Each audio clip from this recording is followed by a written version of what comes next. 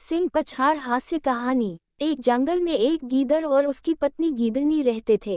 गीदड़नी हाल फिलहाल पेट से थी, बस कुछ ही पल बचे थे जब उनके बच्चे बाहरी दुनिया में आने वाले थे। दोनों पति पत्नी अपने बच्चों की डिलीवरी करने के लिए एक स्थान की तलाश में इधर उधर घूम रहे थे।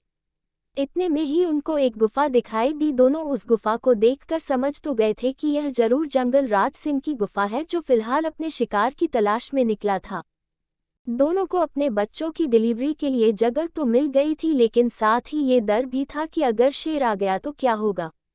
इस समस्या से छुटकारा पाने के लिए गीदड़ को एक मंत्र याद आया। उसने अपनी पत्नी गीदड़नी के कान में मंत्र बताया और कहा, जैसे ही सिंह आता है मैं तुम्हें इशारा कर दूंगा, फिर तुम मंत्र बोलना शुरू कर देना। असल में यह मंत्र उनका एक चालाक प्लान था, जिसमें इन्होंने अपने नाम बदल लिए थे और शेर को भयभीत करने की योजना बनाई थी। गीदड़नी जो यह मंत्र समझ चुकी थी बोली, ठीक है। गीदड़ गुफा की छत पर जाकर बैठ गया ताकि वहां से सिंह के आने का संकेत मिल जाए। थोड़ी देर बाद गीदड़नी ने धीरे धीरे 4 बच्चों को जन्म दे दिया। गीदड़ के कानों में जब बच्चों के रोने की आवाज गई तो वह बड़ा प्रसन्न हुआ। अब दोनों माँ बाप जो बन गए थे। लेकिन इसी बीच गीदड़ ने जंगल राज सिंह को अपनी गुफा की ओर आते देखा। गीदड़ ने तुरंत अपनी पत्नी को शेर के आने की खबर दी और मंत्र शुरू करने के लिए कहा। अब देखते हैं उनका मंत्र क्या था। गीदड़नी ने यह बात सुनते ही अपने बच्चों को रुलाना शुरू कर दिया। सिंह जो अपनी गुफा के करीब पहुंच गया था, बच्चों की आवाज सुनते ही झाड़ियों में छुप गया और देखने की कोशिश करने लगा कि आज मेरी गुफा में कौन शरणार्थी घुस आए हैं। वहां दोनों का मंत्र योजना शुरू हो चुका था। गीदड़ ने गुफा की छत से ही आवाज लगाई और बोला, अरे चंदा बदनी, आज बच्चे क्यों रो रहे हैं। नीचे से गीदड़नी ने आवाज लगाई और बोली, सिंह पछाड़, ये आज खाने में शेर का कलेजा मांग रहे हैं।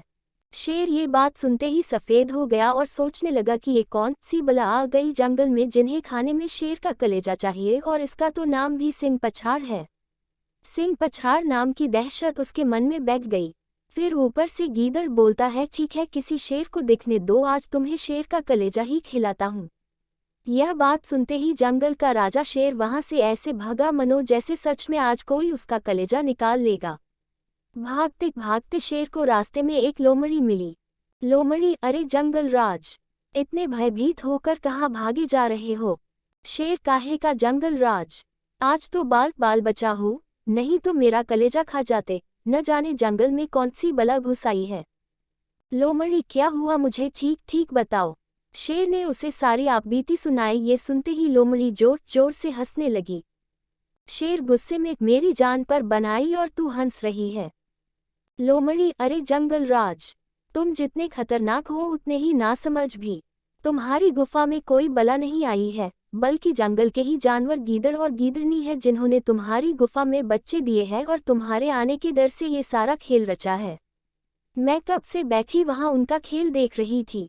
सिंह को फिर भी उसकी बातों पर विश्वास नहीं हो रहा था। वह उनकी बातें सुनकर भयभीत हो चुका था। तो लोमड़ी ने कहा, अच्छा तुम मेरे साथ चलो, तुम्हें खुद पता लग जाएगा। शेर ने जाने से तुरंत मना कर दिया और बोला, अगर वे सच में कोई खतरनाक चीज निकले तो मैं अपना इतना विशाल शरीर लेकर कहाँ छुपूंगा। तू तो घुस जाएगी कहीं भी। काफी मुश्किल के बाद सिंह चलने के लिए राजी हो गया, लेकिन उसने लोमड़ी को अपनी पूंछ से बांध लिया और बोला, अगर मैं मरा तो तू बचकर कहाँ जाएगी। फिर दोनों सिंह की गुफा की ओर चल दिए। अब गीदड़ ने फिर देखा कि शेर दोबारा आ रहा है और अब तो साथ में एक लोमड़ी भी है। उसने दोबारा अपनी पत्नी को मंत्र शुरू करने के लिए इशारा किया। गीदड़नी ने फिर कुछ न कुछ करके बच्चों को रुला दिया। गीदड़, अरे चंदा बदनी, बच्चों को चुप क्यों नहीं कराती। गीदड़नी, अरे सिंह पछाड़, ये कह रहे हैं अभी तक शेर का कलेजा क्यों नहीं आया। शेर जो लोमड़ी के साथ झाड़ियों में बैठा सुन रहा था, फिर सिंह पछाड़ के नाम से भयभीत होने लगा और बोला, देख लिया लोमड़ी, मैंने कहा था ना, जरूर कोई बुरी बला है। आज मेरा कलेजा खाकर ही मानेगे। लोमड़ी बोली, यह इनकी चतुराई है, चलो इनके पास जल्दी चलो। भयभीत शेर ने जैसे ही उनके पास जाने के लिए कदम बढ़ाया, गीदड़ अपनी पत्नी से बोला, बच्चों को कहो बस थोड़ी देर रुक जाए, मैंने एक लोमड़ी को भेजा है, वह लाती ही होगी किसी शेर को हमारे पास।